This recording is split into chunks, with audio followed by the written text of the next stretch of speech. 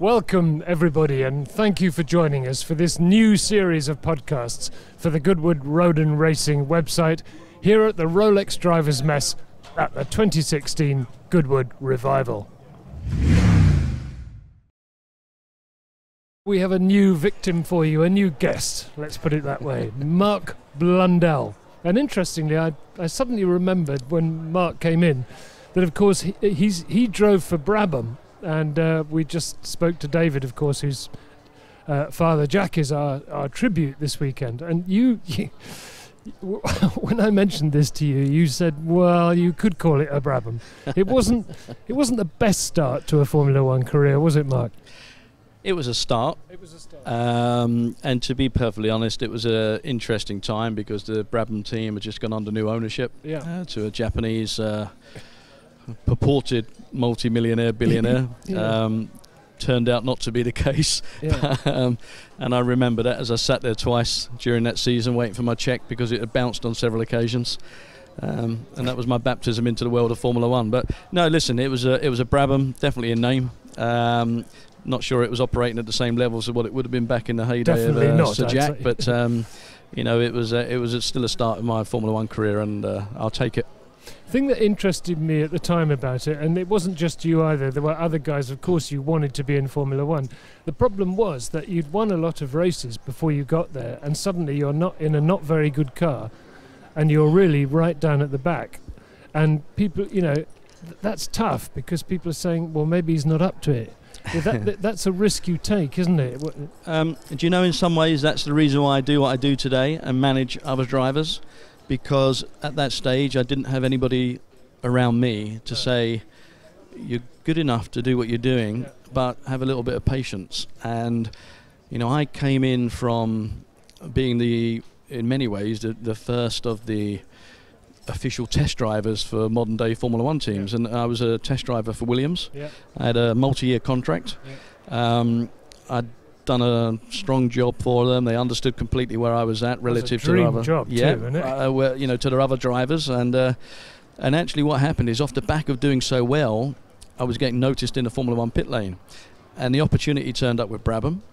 And of course, at a young age, I think 23 at the time when I had the contract offered, I looked at it and thought, well, I've made it. I've got to Formula One. That's always been my dream, so I should take it. In doing that, I threw away another year of contract with Williams.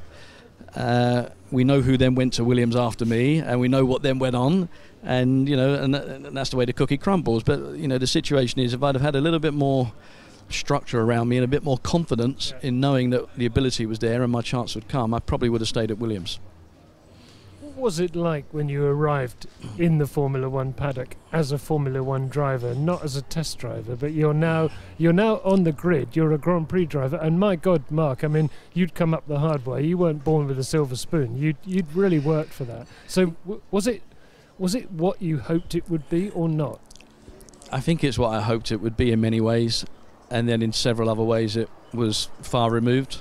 Like I say, I didn't expect to have to be sitting in the offices of a Formula One team begging for my salary because the check had bounced. I didn't expect to be driving a car where they couldn't afford to change the carbon fibre brakes because they were worn out, so they were getting re-skimmed, but actually there was nothing left to skim. So, you know, mechanical failures and reliability and actual mechanical danger because the parts weren't up to scratch. You know, you have this perception of F1, and then when you get there, to a certain degree, I think it changes. At the end of all of that, I also realised that no matter what I did and how good I felt I was, and the interesting thing for me, which is also a little bit of a strange thing, and I don't think it's really happened since, I was a Grand Prix driver for Brabham, but I was invited back to test again for Williams. And I went to go and test a Williams Formula One car while under contract to Brabham. And the day that I got in the Williams after the Italian Grand Prix at Imola and did a lap 2.2 seconds faster than the qualifying lap on the qualifying tyres that the Brabham car had, I realised I made a big error of judgment. And in fact, that's why I went from Brabham to McLaren as test driver again, because I took a year out. Yeah, I'm interested in test driving actually, because it's kind of a forgotten art, but it's actually incredible. Well, maybe it's not so important now because of simulators, But then, you know, you were passing on a car to people who were winning Grand Prix after Grand Prix after Grand Prix. Yeah, and I think actually, you know, if I look back then, I was doing an incredible amount of mileage in a Formula One car. Probably more mileage than modern day Grand Prix drivers in many respects. I was at the forefront of technology breakthroughs, semi-automatic gearboxes, active ride suspension. You know, I've probably done more active ride suspension work than any driver on the planet, both with McLaren and Williams. And you were an important fixture because, you know, when I was at McLaren, I remember Senna walking in. He didn't even drive. He came to the test. He put the headphones on. He listened for about 45 minutes. He could see where I was at in terms of what I was saying about the car and what made sense to him, and then he left. And that really was ticking the box to make sure that the guy in the car was good enough to actually give information that was going to serve him come Grand Prix weekends. And in many occasions, that's what we did. Back then, you would make a modification on Wednesday or Thursday at the circuit. It would have been manufactured overnight and then sent out and fitted, you know, maybe for that Saturday qualifying session. Today, that doesn't really happen. Did someone like Senna ever come to you and just say thanks or interesting what you did though, or anything? Was there any? No. I don't recall Senna saying thank you. No. No, I've been on the other side of Senna on some other areas, but yes. You know. No, but you know, to be perfectly honest with you, I wouldn't expect it. We're all part of a team. We're all working towards the same end, and you're a contributor. You know, I think in many ways, the thank you for me was actually being asked to go back to Williams and test, and which I did on 2 occasions, because it's kind of unheard of. So it, you know, and the guys there said, look, we need you back because we need you to tell us what's going on. And that was probably a feather in my cap at that stage, but unfortunately it didn't mean anything because I didn't go on to race with Williams. But you know, it was one little regret that I've got. Also, you've been replaced by a computer. Yeah. So it was a good thing they weren't around in those days. Well, you know, I still say that it doesn't matter how good a computer is. The human body's got some amazing sensors, and to this day, I still think a driver can turn around and tell the guys that the engine's about to let go or there's this happening. And we've had the argument so many times, and you look at data and it can't see anything, and lo and behold, you go and do another couple of laps and the engine goes. Also, I mean, through Beckett's, your bum in the seat is probably a damn sight more reliable than a computer, actually. You'd like to think so. But you know, that's how you drive. Seat of the pants stuff is a relevant point of information, and where you sense it. And I think, you know, a lot of the modern day guys coming through the ranks now in junior motorsport, to a certain extent, lose some insight into what it's about in its purest form, because they're so reliant on technology and data. It's still quick though. It's still the top of the game. It's still quick, incredibly quick, and you know, utmost respect for all the guys and what they do. Sometimes you just feel there might be a little bit more depth that they could add to the game. You know, because I think having that experience and having that understanding just gives you a bit more awareness and a little bit more input into what goes on throughout the whole team, and it's still an important factor. No, I think the fans would agree with you. I think the fans would like to see the cars a bit more out on the edge. I mean, they are on the edge, but they don't look like it. Yeah, I think if you speak to modern day Formula One guys, they you know, very quickly say, look, they're relatively easy to drive. The challenge is not quite there. You know yourself, you can look back over the last few years, how often do you see a Formula One car spin off? No. Doesn't happen very often, does it? You know, they are so good. They've got so much grip. You know, at the same time, I'd love to see the abilities and the rawness of drivers coming through, and human error, because, you know, pressure, inputs, making errors, things happen. Like fluffing the start. 100%, you know, and but having a car that actually reacts to those errors, and a car that reacts to maybe somebody being forceful and pushing the boundaries, and actually the car not being able to cope. Can we go back a minute just to being a test pilot? Because effectively you were a test pilot, especially with things like active ride. Tell me about the beginning of that, because to be frank, nobody was quite sure, were they, what this was going to be like? I mean, because you were actually putting huge faith in that system, weren't you? As every racing driver does, you know, regardless of whether it's active ride suspension or components on the car, you know, you have to have that kind of inbound ability to say, look, I'm going to put my life on the line, knowing what I'm sitting in is possibly going to foul.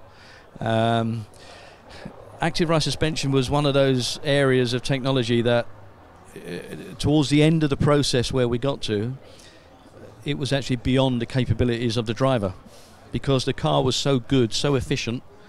You know, I remember going around the last corner at Estoril, and basically there was no roll in the car. The car had changed its dynamics to suit the corner in such a way where I couldn't push the throttle pedal down any further. I didn't have enough strength. You know, my head was coming off that way, my foot was going down that way. I couldn't get any more gas on. And I think that's where the danger zone came. You know, already it was like a computer needed to drive the car because it was beyond the human inputs. Like the Eurofighter, and it's sort of, you know, a computer flies it because it's beyond a man to fly it. Yeah. And that's basically where it was going. And that's back then. You know, we're talking a long time ago. Yeah, no, we are. And to an extent, that's probably where they've got to now without active ride. You know, it's getting to that stage. So, yeah, I think it would be good to look at it, trim it back, get a little bit of rawness into it, and give us the gladiators back on circuit that we love to watch. Tell us a bit about working for Frank and Patrick, Frank Williams and Patrick Head. You must have learned, I mean, they learnt from you because you were testing their engineering, but you must have learnt a lot too, because I mean, there's two guys who really, really knew where it was at. Yeah, I mean, you know, if you go back, I started motor racing in 1984 in Formula Ford 1600. I remember it actually. By 1989, I'd signed a contract with Williams as a test driver. By those standards in those days, that was extremely fast tracking. You know, meteoric, I think. Yeah, it was a quick process, and I was a young guy then, you know, 21 years old. Just sit in front of a Frank Williams and, you know, be told in no uncertain terms how the world was going to be, and I have to say that's what I learnt from Sir Frank, the most pleasant guy but very direct, and you always knew where you stood, and you know, very, very correct in everything that he did, and I utmost respect for him, and I'm thankful he gave me the opportunity. Patrick Head, a marvellous man. Direct, but you know, and table thumping direct, because his passion was there. And also, you know, he could get people, you know, motivated. You know, he just drew people in around him, and that sort of aura just, and it rubbed off. And it rubbed off on you as a driver. And, you know, you were passionate, you were enthusiastic. But again, the energy was there that you grew off of that. But, you know, I learned a huge amount from him, more so than what he ever would know. And I still see him today at certain places, and you know, 9 times out of 10 we're in the West End of London at a function and we bump into each other, and there's a mutual respect there. And again, I have to thank Patrick for also seeing that there was something there that was of use to them. Yeah. Then you went to McLaren as a test pilot, test driver. It wasn't the best possible time to go to McLaren, although I guess being at McLaren full stop is a pretty good thing. But presumably you then thought, right, well, here is my next chance to be a Grand Prix racing driver again. You know what happened there? I came to the end of 91 with Brabham, even though we'd scored a World Championship point at the time, which was, you know, not really on the cards. I got Joe Ramirez came to see me at Adelaide. Ron would like to see you. Okay, so of course I'm thinking, oh, brilliant, yeah. It was brilliant, but it wasn't for the reasons that I thought. It was to offer me a seat, but not the seat as a race driver. It was to say, look, we've seen what you've done, we've seen what you did previously. We feel that you should remove yourself from the environment you are, come and learn a lot more within the structure of McLaren, and give yourself another platform. And that's basically what I did, you know. And at a point, it was also difficult to actually say, oh, I'm going to backtrack, I'm going to step back into that role. But I just felt that it was the right thing to do. And of course, it paid off again for me, because when 95 rolled around, when Nigel couldn't do what he could do, the guys asked me to come back and fill the seat, you know, and they wouldn't do that without knowing what my capabilities were previously. Joe Ramirez is coming to the Goodwood Revival this weekend, so you can reunite with him. That was a good call. I mean, you got into the race car, as you've said, when Nigel had problems with this, and we all know about the problems. the problem is, for you, I mean, you had one you had the mother and father of a shunt at Suzuka, didn't you? And that, I guess, one of those is always going to come along, isn't it? Yeah, I mean, listen, that year in particular was a tough year. It was tough in many ways because I was on a race-by-race contract. I was at loggerheads with Ron why he wouldn't give me a stable contract, because I said, look, psychologically you need to give me some security. He felt in his wisdom that I operated better under that amount of pressure. I argued. We had an issue as well because he'd been very smart and signed me as a test driver and then told me I was racing. So obviously, you don't say. One level of money for one thing, one level of money for another. We ironed some of that out in the end. Suzuka was, it was a massive accident, and it was one from commitment and over-commitment, because I tried to go through, 180R. 130R. 130R, flat. And it wasn't flat, as I found out. But what I would say is that the race where I started from the back of the grid is probably one of the best Grand Prix I've ever driven, because and actually I should have been in the points in the finish of that Grand Prix in a healthier way if it were only not for an information package that came across my radio headset telling me some certain things, and I had to make way. Well, like what? It's all gone now, on, so it Mark, doesn't matter. Come on.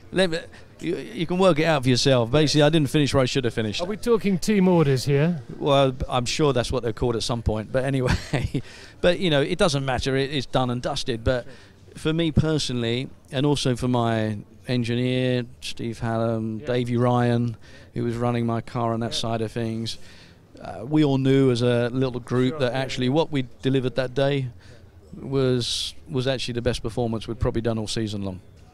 And that's what makes the difference. How do you cope with having an accident like that and then getting straight back on the job? Because let's be honest, normal human beings would find that a bit of a problem. You know what? I think racing drivers in general, nobody, people say this to me, oh, you do that and you do this, how do you, it's like, well, there's no one forcing me to do it. There's nobody forcing any of these guys to do this weekend, Goodwood Revival. They're doing it because they want to. And they derive a certain amount of pleasure and challenge, and, for me, that's what it's always been about. It's about challenging yourself inside a racing car, on a piece of tarmac, and then everything else that goes around with it. And come Sunday afternoon, it's on you. And, it's never really crossed my mind. And the day that it does cross my mind that you can't step straight back into something, even though I don't race actively anymore, is really the day that I won't even be here. It's like, don't even bother picking up helmet and gloves, because not only are you going to be a danger to yourself, but you will be to every other competitor. Because if you're not thinking straight and you're not clear-minded, don't waste your time. And, drivers don't need to be forced. They would do it because they want to do it. And you've had a shunt, but that's already measured. It's already yesterday. You've calculated that. You calculated it the day you got in the cockpit of a race car. Yeah. The law of averages says you're going to have an accident, and law of averages says that it's going to be on a 1 in 9, 1 in 10 basis. You'd had a few in Formula Ford. Yeah. If I remember rightly, I think. Well, I was known for not being unforgiving, and I was also known for, going into a corner. If I didn't come back out of that corner, then so be it. But sure as eggs are eggs, nobody would go into the next corner in the next race with me. Let's talk very briefly about sports cars, because you were good in sports cars. I mean, did you see that kind of as second best or not at that point? No, again, unorthodox upbringing through the ranks of motorsport. Yeah. And when I was doing World Sports Cars, let's remember that there was a certain guy called Schumacher doing it, Frentzen, Wendlinger. There was some, Brundell. There was some very talented drivers in that World Sports Car scene. And they all elevated themselves from that into F1. And again, a little bit unorthodox, wouldn't happen today. But we were in an era where that was possible, and I think actually we, as drivers, we learned a huge amount from sports car racing. Really? Camaraderie, teamwork, understanding the mechanical balance of a car and the longevity and the care and for it that you need, and it doesn't matter what you drive, it comes into play. And I have to say as well, sports car racing for me is one of the biggest pleasures that I've had in my motor racing career. It's fantastic. Because being a Formula One driver is a very egocentric activity, because you, first of all, you want to beat your teammate, and the second of all, you want to win the race. Whereas in sports cars, you've metaphorically and actually got to fit in the car with other guys. Yeah. And you have to fit in that car physically, because it makes sense to have everybody the same size. You know, you have to fit into that team from the point of view of, let's park our egos. We all know that we're quick. We all know we can get the deal done when it comes to it. But let's do it for the team. Let's make sure that we can get to the end of a 24-hour duration, and we've still got brakes and gearbox, and we've still got a car left for the next guy to get in. You know, and that's where it becomes a bond. And David Brabham, who you've just been speaking to recently, I've been teammates with David. Excellent team player, fantastic guy.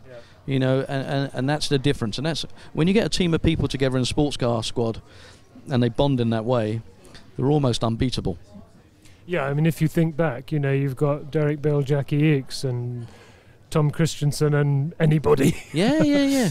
But you know, that's what makes a difference. And Tom Christensen, I mean, you know, he's a modern day legend in sports car racing and motorsport. But you know, Tom's one of those guys in his character that can fuse people together. You know, and I think that's something that, again, looking back over the years, you know, and looking back in what you can bring to the table for even the next generation of drivers, they have to be the everyday politician, the motivator, the diplomat, because if they can't control and handle people and get the best out of them, they're never going to get the best out of themselves. Also, sadly, they need money now, don't they? Big time. Well, it's interesting, and it's an interesting topic, because we're now looking at an age where it looks like Max Verstappen's come through with seemingly, you know, yes, budget with Red Bull, but at the same time, his talents allowed him to get to that stage very quickly. Stoffel van Dorn looks like it's not really been budget driven. He's been picked on merit. Ocon, yes, we could say there's some commercial influence, but again, it's really on a merit basis. Yeah. So I'm hoping that there's going to be a change, and I'm hoping even under the new ownership of Formula One as well, that there's going to be some change down that pit lane that allows F1 teams to pick the best talent available to them. You know, put it back to where it needs to be. Because, you know, if I've got 200 grand sitting in my back pocket, I can't go to Man United next week and say, hey, let me play 90 minutes. They'd laugh at me. Yeah? But to a certain degree, you can do that in Formula One. Yeah. I've got 15 million US, 15 million euros. I can do a season. Yeah, but you're not quite. Yeah, but I've got the money. Yeah, okay. Yeah, I might be on the back of the grid, but I'm there. That's not right. No, it's not right. It's not right. No, it's not right. It's not right for the fans. It's not right for the sport itself. No. Okay. Let's finish up with the present day, right here at Goodwood in the Drivers' Club. You are getting ready to get out there and be a racing driver again. Am I? I feel quite relaxed. You're obviously been in the gym yesterday, and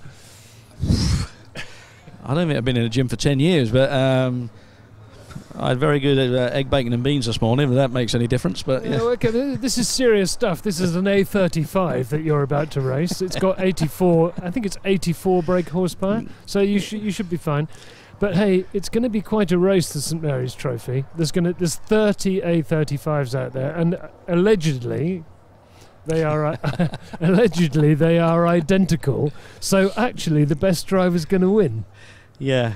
Okay. Allegedly. I like the word allegedly. Let's wait and see at the end of the race, and we can all have an opinion on what we think went on. But listen, at the end of the day, this is all about fun. It's all about putting on a great show, giving that huge crowd out there some entertainment. Everyone who's involved enjoying it.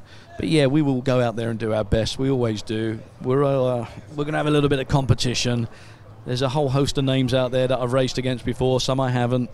We want to have a little bit of, like, you know, we've still got it. But listen, I really want to go out there and make the most of the weekend, and not forgetting again, I need to make sure that I leave the car in one piece for my teammate. You know, Kerry Michael, my owner, is going to drive the car the next day. It needs to have 4 wheels on it, so we have to be a little bit forgiving. I think by the time people are watching our little chat here, we may have some pictures of the St Mary's Trophy race. Okay, so I'm not going to ask you to talk me through it because you haven't done it yet, but I think we might be looking at a kind of mini NASCAR situation here, mightn't we? I think there could be some pack racing, Pack racing. Pack racing, yeah. When you get that pack of NASCARs, I think it could be a pack of A35s, and none of them's going to try and break loose. At the same time, if the heavens open and it's wet, I think everybody should be on the sidelines watching that race, because for me, I think it's going to be one of the most exciting races you'll ever see in your life. In some ways, it will level the playing field if there's some alleged problems out there, and at the same time, I think it will be the most fun for the guys sitting behind the wheel of an A35. It's great to see you. It's great that you come back and do historic racing. I think all you guys who do it, I mean, you give us a great time, and it's nice, isn't it, that so many of you have come back and have a go. You know, I mean, there's a few who say, "Oh, no thanks, no thanks. You know, it's too dangerous, whatever." But there's a real feeling of kind of it's an overused word, but the passion for motor racing is always in you guys, isn't it? I don't think you ever lose it. I think there's a load of guys out there that, you know, hanker after it in many ways. You know, there's a couple of guys I know that haven't done anything in a race car for a long time. Some of them are sat in a Formula One car, and we talk about this weekend, and they're gradually getting themselves built up to say, you know what, I'm going to come and have a go, and I'm hoping I can twist their arms to come here for next year. Once you've done it once, it's a job not to come back and do it again. But listen, as I said to you before, it's all about fun. As long as we have some fun, great. And as long as everyone's safe, fantastic. Thank you, Mark. Thank you very much for joining us. Have a great weekend. Thank you. Mark Blundell, everybody. Always good value, in my view. Good. Well, that's all we have time for at the moment, but we will be back again here at the Drivers' Club at the 2016 Goodwood Revival, and we're hoping to talk to David Coulthard too, so stay with us. They won it 2010. Here we go. Here we go. A pat on the back from McGuinness. Through they go. How close do you want it? A pat on the back. Come on, McPint. Get your finger out. Steve, look at this. Look at this. A pat on the back.